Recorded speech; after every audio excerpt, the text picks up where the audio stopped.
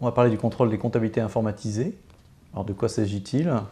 Il s'agit ni plus ni moins du cadre réglementaire et légal défini autour de la tenue de comptabilité sur support informatique. Dans ce cadre, en fait, un bulletin officiel des impôts paru en janvier 2006 est venu préciser le cadre de ces obligations.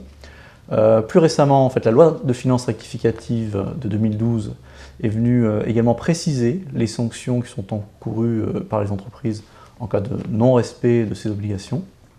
Et puis, l'an dernier, en 2013, l'administration est venue apporter également une obligation complémentaire autour de ces comptabilités informatisées, au travers de la nécessité de l'obligation de remettre, en cas de contrôle, un nouveau fichier, le fichier des écritures comptables, on l'appelle le FEC, qui a pour vocation en fait, de centraliser dans un seul support numérique l'intégralité des écritures passées en comptabilité. Alors, ce fichier il est bien naturellement normé. Il est une structure qu'il convient de respecter avec un certain nombre d'informations obligatoires. Et il a vocation donc naturellement à favoriser le contrôle des comptabilités et de la sincérité des comptes par les contrôleurs d'administration fiscale.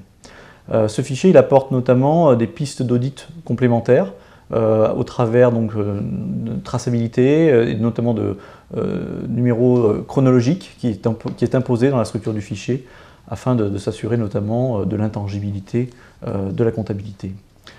Ce qui est important également aussi à savoir, c'est qu'au-delà donc de cette obligation de remettre ce fichier des écritures comptables en cas de contrôle, l'entreprise est aussi soumise à un certain nombre d'autres obligations, notamment autour du système de comptabilité, c'est-à-dire que tous les systèmes informatiques qui gravitent autour du système comptable sont concernés. Donc, je pense en particulier à des systèmes de gestion, par exemple des immobilisations, ou un système de facturation, une gestion commerciale, ou encore une solution pour gérer des caisses pour des entreprises qui ont une boutique. Donc il faut vraiment être extrêmement vigilant par rapport à l'exhaustivité du système d'information qui est impacté par ces règles autour des comptabilités informatisées. Tout ou partie de sa comptabilité sur support informatique est visé par ce texte.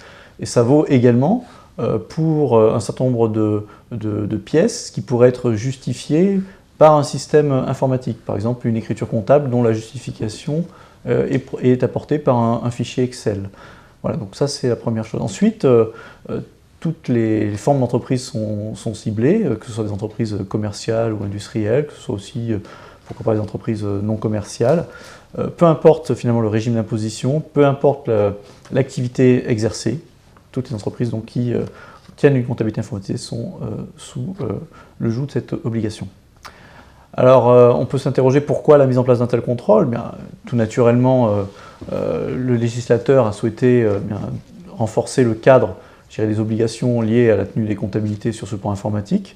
Mais c'est aussi pour lui une certaine manière de s'adresser aux éditeurs de logiciels, de solutions de comptabilité du marché, pour aussi les faire converger dans la réduction je dirais, de la permissivité qui pouvait être proposée au sein de certaines solutions de comptabilité du marché. Donc on va pouvoir, dans ce cadre, limiter les risques d'erreur ou la fraude, tout simplement, mais également, au travers d'une désormais obligation de remettre un fichier normé, de favoriser l'industrialisation et plus d'efficacité dans la réalisation des contrôles pour les contrôleurs administratifs et fiscaux. Pourquoi se mettre en conformité?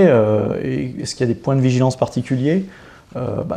Pourquoi? Ça paraît assez évident, hein, c'est la loi, nul n'est censé ignorer la loi, donc fort naturellement, toute entreprise qui tient sa comptabilité sur support informatique est tenue de respecter ce cadre.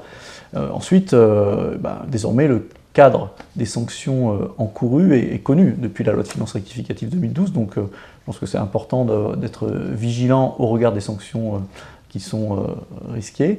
Et ça va de la simple amende jusqu'à des sanctions beaucoup plus lourdes s'il y a des manquements graves qui sont démontrés. Donc évidemment, je pense qu'il y a un point de vigilance tout particulier pour les entreprises de s'assurer que sa comptabilité est bien conforme à ses dernières obligations et est bien en capacité de remettre ce fameux fichier en cas de contrôle.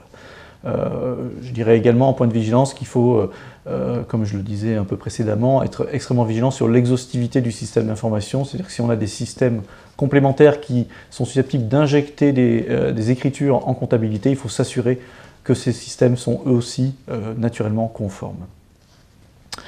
Alors, Si on doit parler maintenant d'un calendrier, bon, ce qu'il faut savoir, c'est qu'on est entré de plein pied dans cette obligation, puisque